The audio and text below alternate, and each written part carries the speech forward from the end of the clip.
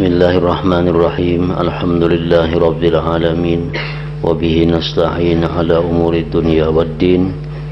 Wassalatu wassalamu ala asyrafil anbiya wal mursalin Sayyidina wa habibina Muhammadin wa ala alihi wa sahbihi ajma'in. Andai kata ada orang yang bertanya, ganjaran, pahala dan siksa itu juga ditulis di Lauhil Mahfuz. Sementara itu kita wajib mencari ganjaran Allah dengan taat dan meninggalkan apa yang menyebabkan menerima siksa Allah. Lalu apakah ganjaran dapat bertambah karena mencari atau berkurang sebab meninggalkan? Nah, ini hubungannya dengan pertanyaan yang dahulu mengenai apakah rezeki itu bisa bertambah dengan berusaha, rezeki bisa berkurang lantaran kada berusaha. Dijawab oleh pengarang bahwa rezeki kita kada bertambah dengan sebab kita berusaha, rezeki kita kada berkurang sebab kita diam kada berusaha. Itu rezeki sudah ditetapkan oleh Allah di Lauhil Mahfuz. Rezeki kita sekian, kita berusaha kada bertambah dari itu, kita berdiam kada berkurang dari itu. Nah, lalu yang bertanya ini bertahun pulang, amun pahala pang lawan siksa itu ditulis juga di Lauhil Mahfuz. Tapi apakah pahala itu bertambah dengan dicari?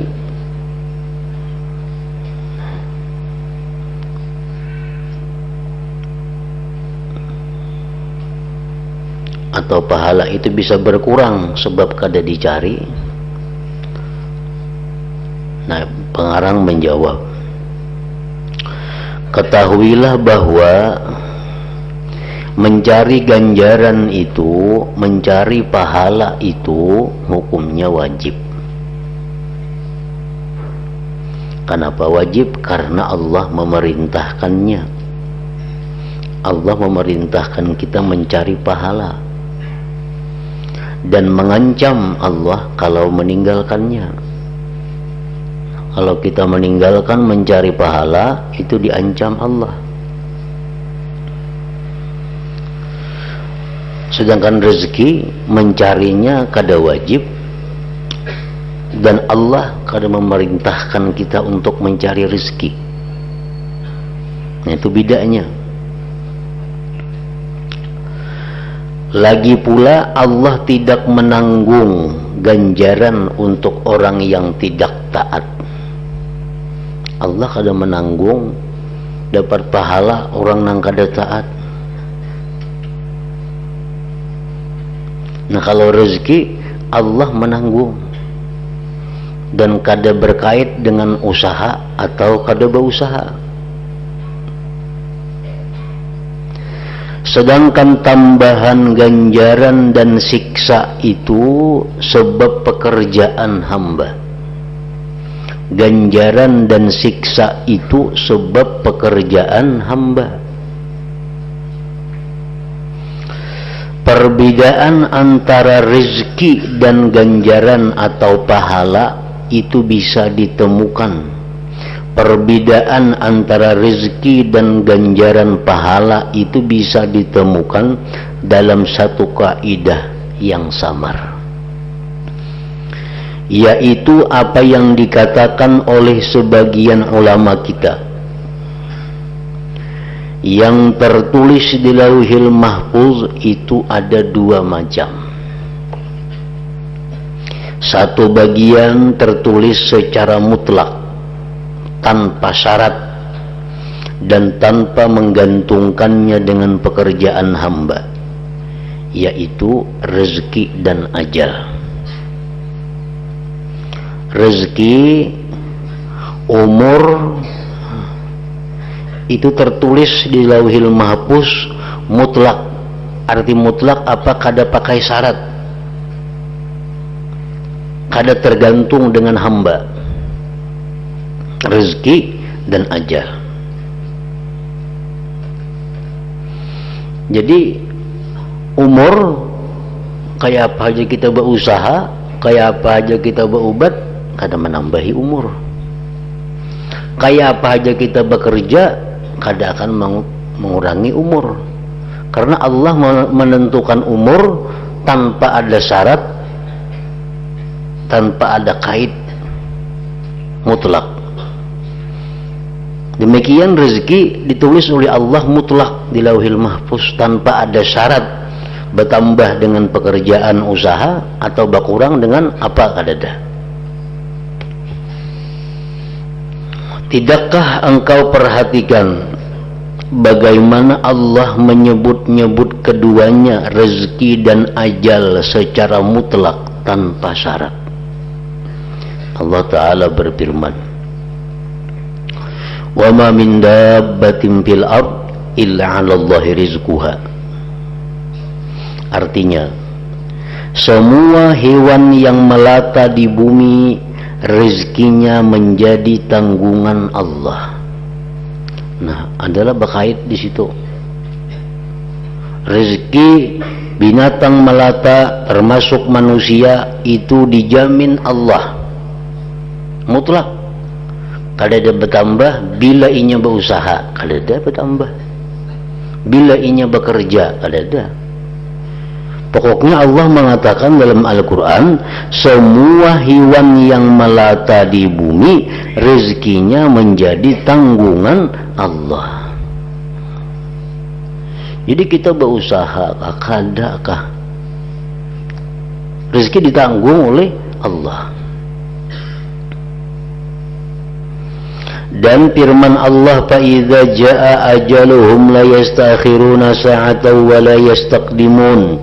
Artinya apabila ajal manusia telah datang, maka mereka tidak bisa mengundurkan sesaat pun dan tidak pula memajukan. Adalah berkait umur si hamba, ajal si hamba akan bertambah bila inya bekerja ini. Umur si hamba akan berkurang bila inya melakukan ini kada ada.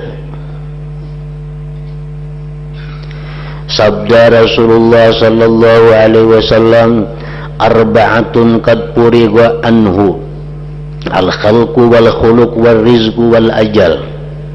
4 hal yang telah dibereskan, yaitu makhluk, pekerti, rezeki dan ajal. Itu sudah selesai, sudah dibagi oleh Allah.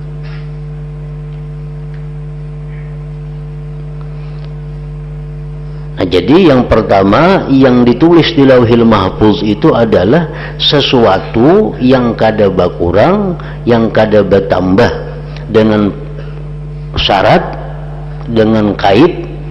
Itu adalah rezeki dan ajal tadi. Satu bagian yang tertulis di Lauhil Mahfuz yang lain tertulis dengan syarat, digantungkan dan disyaratkan dengan pekerjaan hamba, yaitu ganjaran dan siksa. Itu Allah memberi pahala kepada hamba bila ini. Allah menyiksa si hamba bila ini. Nah, itu berkait. Tidakkah engkau perhatikan ganjaran dan siksa disebut oleh Allah dalam kitab Al-Quran dalam keadaan digantungkan, dikaitkan, disyaratkan dengan pekerjaan hamba? Allah Ta'ala berfirman, walau anna ahlal kitab amanu wattaqaw lakaffarna anhum sayyiatihim wa la'adkhalnahum jannatin na'im. Seandainya ahli kitab itu, orang Yahudi Nasrani, mau beriman dan takut kepada Allah, pastilah aku, ujar Tuhan, melebur perbuatan jelek mereka dan aku masukkan mereka ke dalam surga Naim. Keterangan ini sudah jelas, maka pahamilah. Di situ Allah mengatakan bahwa mereka itu bisa masuk surga, tapi syaratnya amanu wattaqau, beriman dan takwa. Mereka masuk surga dengan syarat beriman dan takwa. Bakait itu iman dan takwa. Jadi untuk mendapatkan ganjaran, mendapatkan pahala, nah itu usaha. Diperlukan usaha hamba. Sembahyang, berzikir, berselawat, nuntut ilmu. Nah, nyar diberi Allah pahala. Bila kada. Lain rezeki. Nah, rezeki tadi sudah dijelaskan, kada pakai syarat. Allah mengatakan Allah menjamin rezeki, titik. Kada ada bakait Tuhan bilanya bekerja ini, bilanya bekerja itu, kada ada. Nah, jadi itu perbedaan antara rezeki dan pahala. Kenapa kita wajib menuntut pahala? Karena disuruh Allah menuntut pahala. Kenapa kita kada wajib mencari rezeki? Karena Allah kada menyuruh kita mencari rezeki.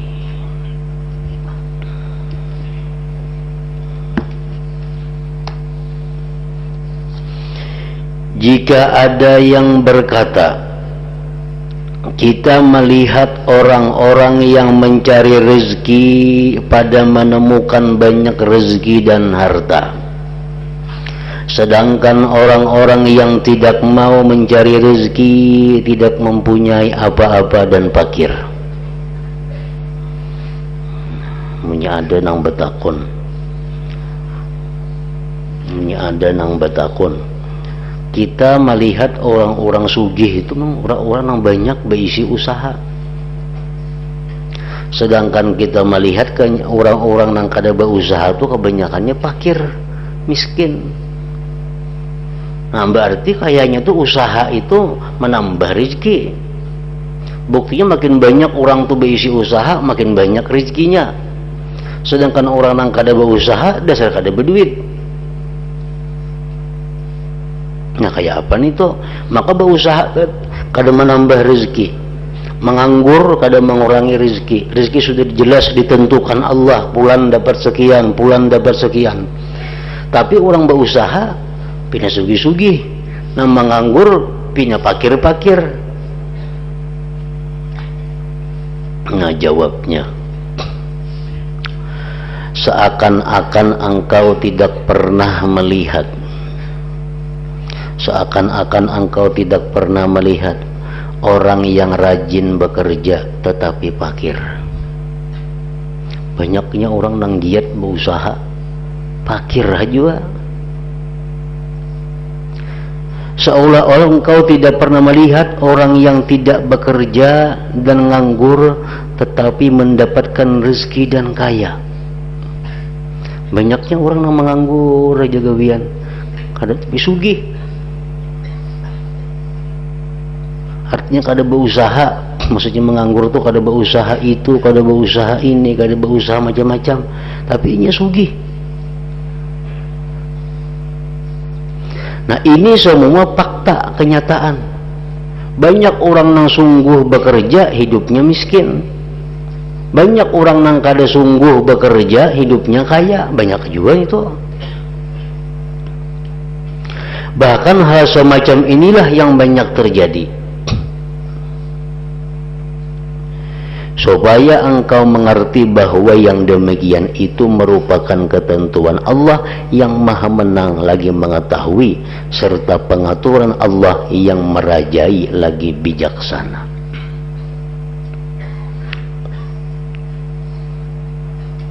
Nah, jadi di sini jelas kada bisa dipastikan bila orang tuh banyak usaha, banyak rezeki, kada tentu. Banyaknya orang yang banyak usaha, kayaknya gulung tikar, bangkrut ke rumah-rumah tak jual. Usahanya ada ini, ada itu, banyak usaha, mestinya banyak jual rezeki, tapi nyatanya habis. Rumah, kendaraan terjual, hutang di situ kemari. Nah, itu fakta kenyataan bahwa usaha itu bukan menambah rezeki.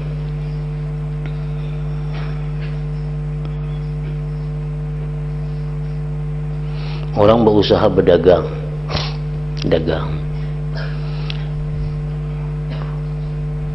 dapat duitnya hari-hari,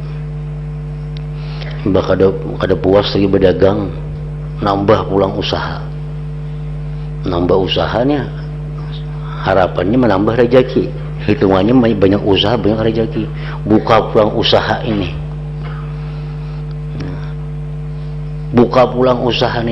tahu-tahu ada usaha yang menghabiskan semuaan, bangkrut jadinya gara-gara membuka usaha ini. Banyak orang kayak itu kenyataan.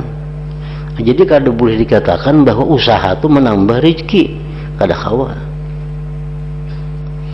Jadi rezeki itu sudah ditetapkan Allah, kita berusaha kakadakah rezeki itu akan datang kepada kita, mau kada mau. Bila kada percaya itu, kada percaya lawan Quran, kada percaya lawan Nabi, kada percaya lawan Allah Ta'ala, bahwa rezeki kita kada bertambah dengan berusaha, kada berkurang dengan berdiam.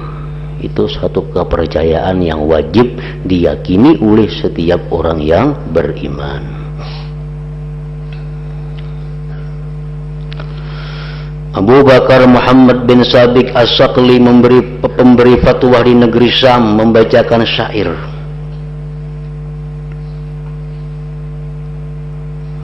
Kam min qawiyyin fi taqallubihi muhazzabir ra'yi anhu rizqu munharifu wa kam dha'ifin fi taqallubihi ka'annahu min khalijil bahri yagtarifu. Hadza dalilun ala anna al-ilaha lahu bil khalqi sirrun khafiyyun laysa yankashifu. Artinya banyak sekali orang kuat yang rajin mundar-mandir mencari rezeki, lagi pula jernih pendapatnya, tetapi rezeki Allah berpaling darinya. Banyak orangnya ini mundar-mandir, rajin berusaha, lagi pintar utaknya, sarjana orangnya S2 ahli ekonomi, usaha banyak, betital sarjana ekonomi, pintar urusan mencari duit, nyatanya bangkrut. Banyak itu. Sebaliknya banyak pula orang lemah yang nganggur, yang enggan mundar-mandir, SD aja kada tamat, namun seolah-olah ia tinggal mencibuk saja rezeki dari tepi laut. Banyak orang SD aja kada tamat, berusaha kada kakaruan, tapi rezekinya melimpah ruah. Ini merupakan dalil yang menunjukkan bahwa Allah Ta'ala itu mempunyai rahasia yang samar di kalangan makhluk yang tidak bisa terbuka rahasia itu.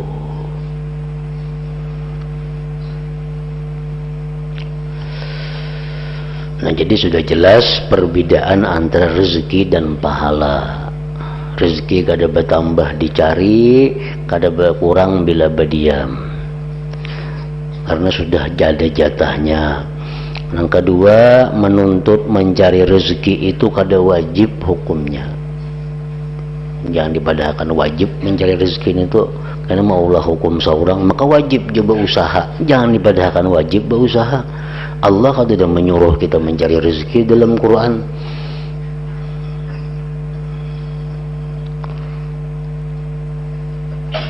Mencari rezeki itu kada wajib,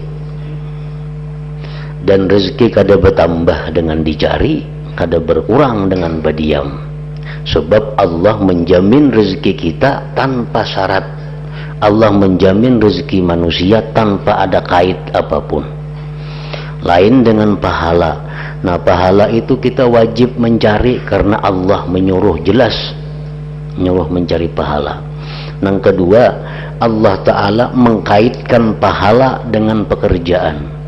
Bila beriman, ku beri pahala. Bila bertakwa, ku beri pahala. Bila kada. Nah, itu berkait.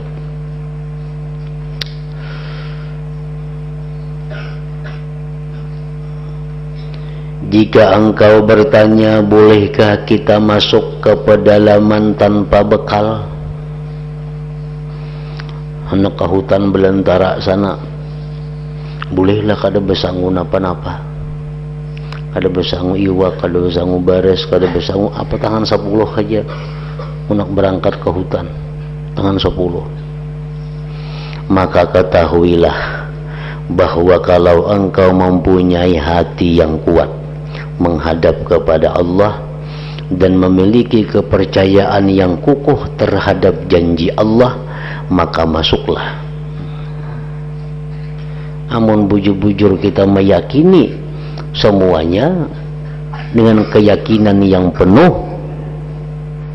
silahkan berangkat, kada usah besangu apa-apa.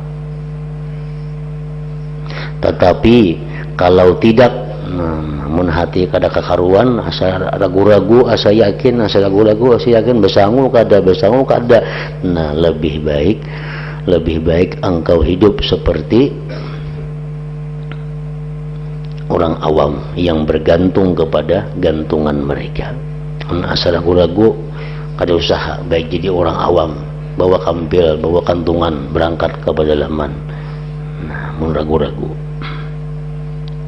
Napa bedanya? Orang nang yakin kepada Allah, ayo berangkat, kada besangu napa-napa. Orang nang kaya orang awam kada usah besangu, tulak ke pedalaman itu. Kenapa bedanya? Maka sama aja, orang awam enggak, orang nang yakin enggak, semuaan itu ditanggung oleh Tuhan. Kenapa? Orang yang sudah yakin silahkan masuk ke pedalaman, kada besangu. Sedangkan orang awam jangan, baik besangu. Apa alasannya berbeda? Aku pernah mendengar Imam Abul Ma'ali, Imam Al-Haramain rahimahullah berkata, orang yang menghadap kepada Allah Ta'ala itu apabila berjalan hidup menurut kebiasaan manusia, maka Allah bertindak keadaannya menurut kebiasaan manusia pula dalam hal kecukupan ongkos hidupnya.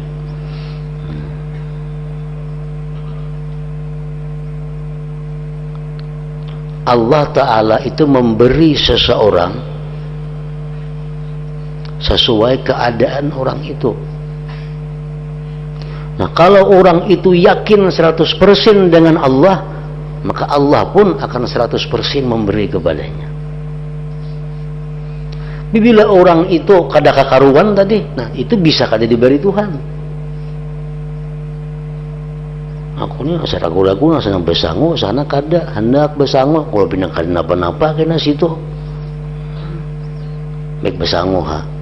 Mun aku besangu, aku dijamin Tuhan juga sudah. Nah ragu-ragu hati. Bila ragu-ragu langkah ini tulak kada besangu, mati tengah jalannya. Kenapa? Karena Allah memperlakukan manusia itu sesuai dengan keadaan mereka. Allah memperlakukan manusia sesuai dengan keadaan mereka. Kalau keadaan kita hati bulak-bulik macam itu, disuruh besangu.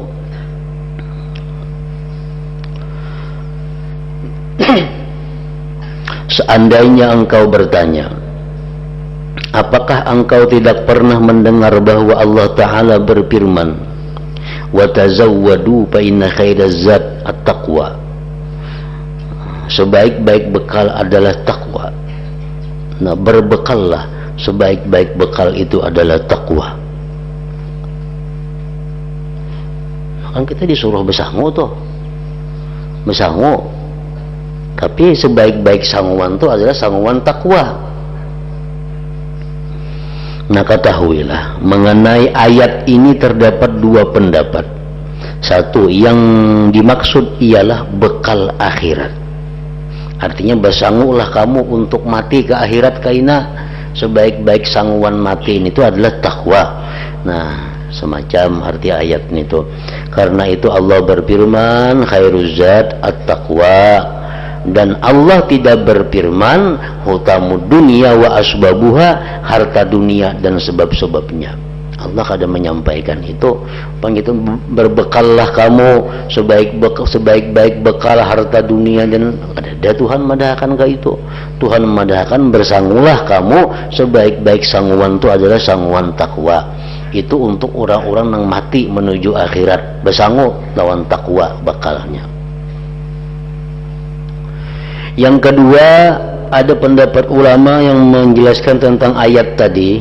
Asal turunnya ayat ini berkaitan dengan kaum yang tidak mau berbekal dalam perjalanan haji bagi diri mereka, karena mengandalkan pemberian orang lain. Mereka meminta-minta kepada orang lain, mengeluh, ceriwit, dan merugikan orang lain.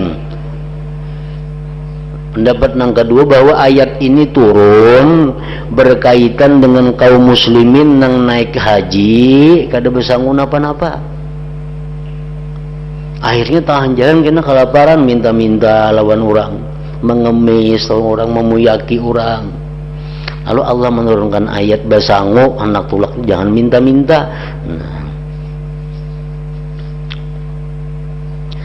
Lalu mereka diperintahkan untuk berbekal dengan maksud mengingatkan bahwa berbekal dengan harta sendiri itu lebih baik daripada menerima harta orang lain dan mengandalkan pemberian mereka. Nah, demikianlah pendapatku, ujar Imam Ghazali. Jika engkau bertanya orang yang bertawakal itu apakah perlu membawa bekal dalam bepergian, kita bertawakal kepada Allah. Aku bertawakal kepada Allah. Namun apakah inya perlu membawa bekal? Ini sudah nyata, aku bertawakal kepada Allah. Hidupku, matiku, rezekiku dalam perjalananku, keselamatanku, kuserahkan lawan Allah 100%. Nah, kalau sudah hati kita macam itu, apakah kita masih perlu membawa sangu atau kada? Ketahuilah bahwa orang itu bisa saja membawa bekal, boleh saja membawa sangu, tetapi hatinya tidak tertanam kepada bekal tersebut. Hatinya kada tergantung dengan bekal itu. Sebab tidak boleh tidak, bekal itu merupakan rezekinya dan sebagai penegak dirinya. Orang itu hatinya tertanam kepada Allah dan pasrah kepadanya. Ia bisa mengucap rezeki itu telah dibagi dan sudah dibereskan. Kalau Allah Ta'ala berkehendak, bisa saja menegakkan diriku dengan rezeki ini atau dengan rezeki lain.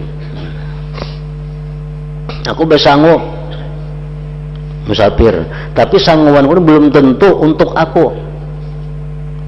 Nah, itu maka ayo bersangu kemana-kemana, bersangu duit, bersangu apa, tapi ingatkan hati kita berkata bahwa sangu ini adalah belum tentu rezekiku di tangan Allah, bukan di tangan sangu. Bisa aja rezeki nang kau bawa ini kada aku makan, nang lain nang kau makan. Nah, itu menunjukkan bahwa kita kada berpegang, kada bergantung kepada rezeki yang kita bawa, sangu yang kita bawa ini. Kadang-kadang orang bertawakal itu dengan niat lain, umpamanya membantu orang Islam dan semisalnya. Nah, aku bersangun duit, hendak musafir, bersangun duit sekian. Tapi di hati kita ini yakin bahwa duit ini belum tentu rezekiku di tangan Allah. Nah, bersangun duit ini untuk apa? Kalau napa-napa kagak tahan jalan, ada melihat nang perlu ini, ada perlu itu, ada perlu ini untuk orang lain, untuk ini. Nah, nyatakan di hati nang macam itu bahwa tanda kita kada bergantung kepada sangu, kepada bekal itu. Jangan beranggapan bersangu maka kini kayak apa yang makan mengeluarkan bersangu situ. Kelaparan nih kami suka ada bersangu. Nah, tuh ini bergantung lawan sangu itu nang kada boleh.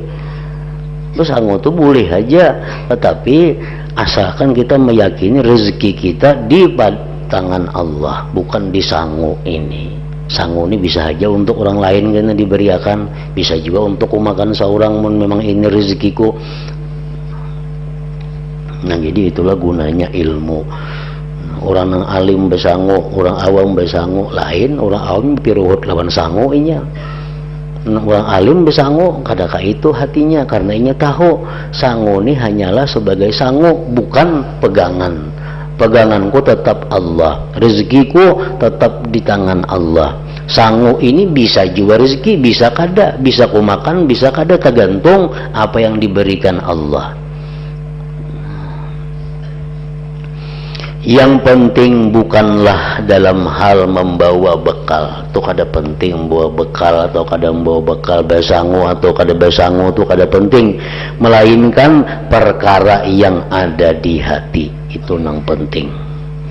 Janganlah engkau menggantungkan hati engkau kecuali pada janji Allah, kesempurnaan pemenuhannya dan penanggungannya.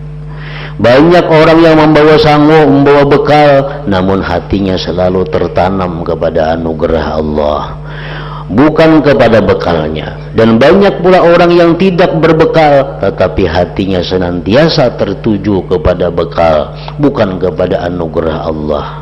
Jadi yang penting adalah hati. Nah, pahamilah keterangan ini, keterangan pokok ini, engkau akan cukup insyaallah ta'ala.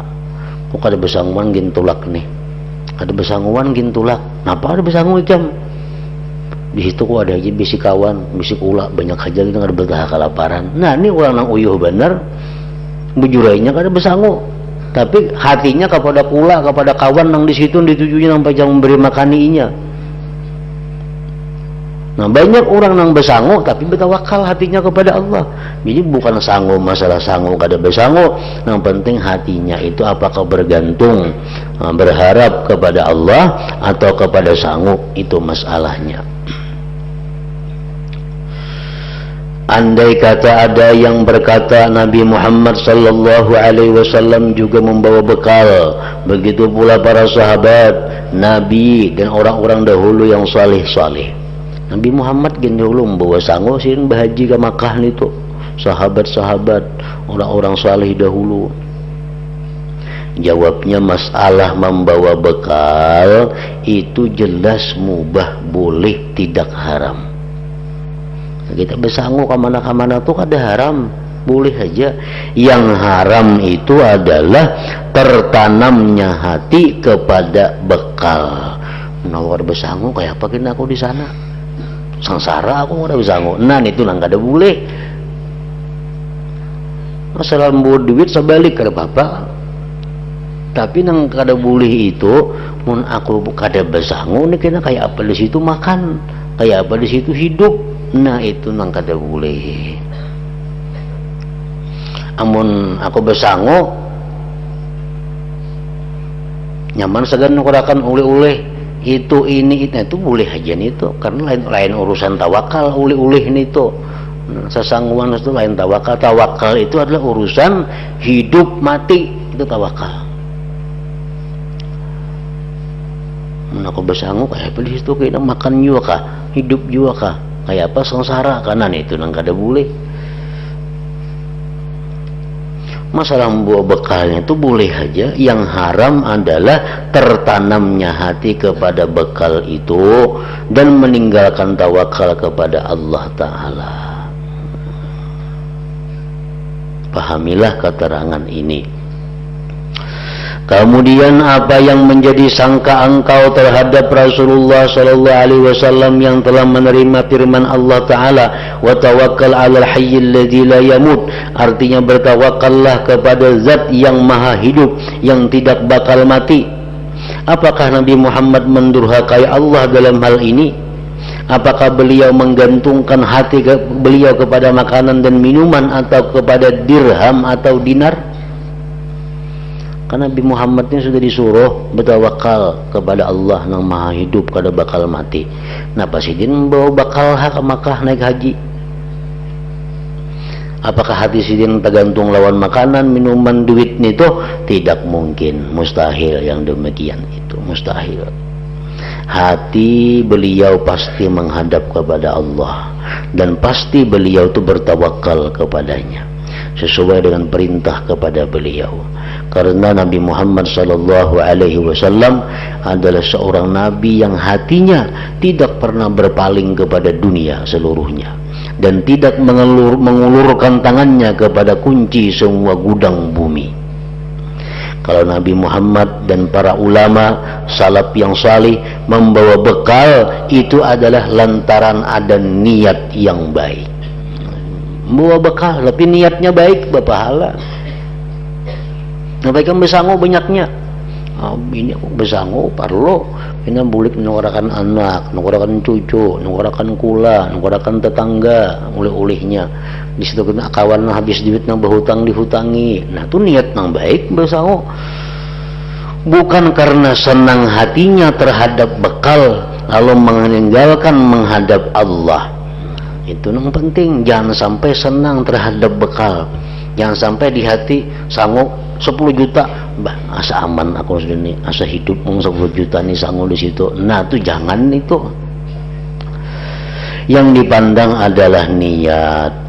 Menurut apa yang kuterangkan kepada engkau, pahamilah dan bangunlah dari tidur engkau, sadarlah dari kelalaian engkau, dan pahamilah benar-benar niscaya engkau dikaruniai laku benar oleh Allah Ta'ala.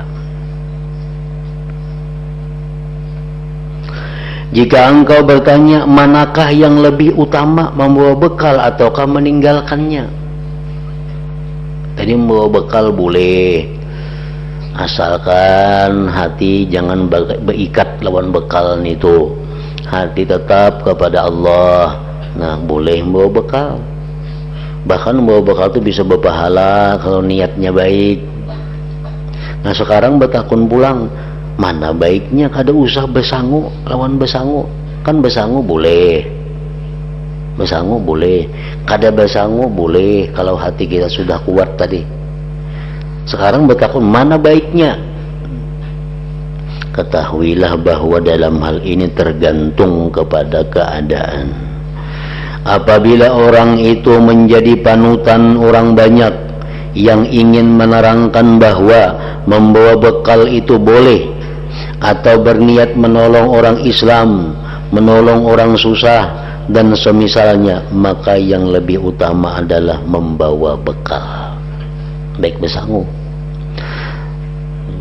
kita berumbungan, kita jadi panutan, baiknya kita besangu dengan niat yang baik tadi. Kalau orang itu sendirian, nah sorangan ini berangkat dan tegar hatinya, kuat hatinya dalam masalah percaya kepada Allah Ta'ala, serta masalah bekal tidak menyibukkannya, kada mengganggunya untuk beribadah kepada Allah, maka yang lebih utama adalah meninggalkan bekal. Sudah hatinya kuat kepada Allah, kada sibuk urusan sangu, nya kada berpikir urusan makan. Nah dan berangkatnya ingin seorangan, kada pacang minta-minta lawan orang. Nah maka itu lebih baik kada usah besangu. Walaupun besangu itu boleh, tapi abdalnya meninggalkan sangu. Nah pahamilah keterangan ini, jagalah, semoga Allah Ta'ala memberi taufik kepada kita semua, amin ya rabbal alamin. Nah kemudian rintangan yang datang kemudian yang kedua ialah hal-hal yang mengkhawatirkan keinginannya dan maksudnya.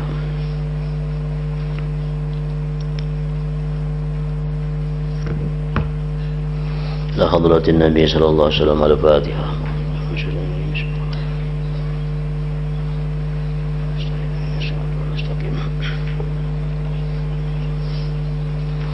Bismillahirrahmanirrahim. Alhamdulillah rabbil alamin, wa salli wa sallim ala sayyidina Muhammad wa alihi wa sahbihi ajma'in. Allahumma ighfir lana ma akhta'na wa ma tahammadna wa ma asrarna wa ma a'lanna wa ma asrafna wa ma anta a'lam bihi minna, antal muqaddim wa antal muakhir, la ilaha illa anta, sallallahu ala sayyidina Muhammad wa alihi wa sallam.